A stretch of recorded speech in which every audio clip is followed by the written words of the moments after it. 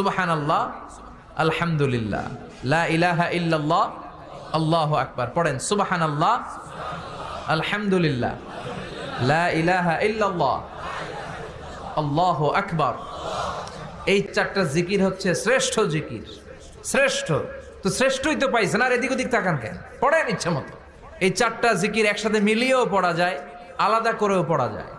আবার বিষ্ণুই বললেন, মিজানের পাল্লা ভারী করতে চাও, ফাআম্মা মান সাকুলাত মাওয়াজিনুহু ফাহুয়া ফি আইশাতির রাদিয়া।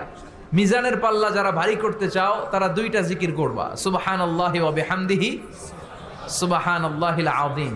এই দুইটা শব্দ কালিমাতান হাবিবাতান ইলার রহমান, আল্লাহর কাছে খুব প্রিয়।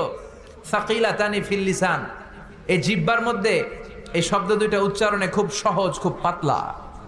সাকিলাতানি ফিল মিজান, কিন্তু এই শব্দ দুইটা মিজানের পাল্লায় রেখে দিলে অনেক ওজন হয়ে যাবে। সুবহানাল্লাহি বিহামদিহি, সুবহানাল্লাহিল আযীম। পড়তে রাজি আছেন তো? প্রত্যেক ফরজ সালাতের পর আয়াতুল কুরসি পড়বেন। কি পড়বেন? মুখস্থ আছে না? এটা পড়ে ফু দিলে কোনো জিন পড়ি, ব্ল্যাক ম্যাজিক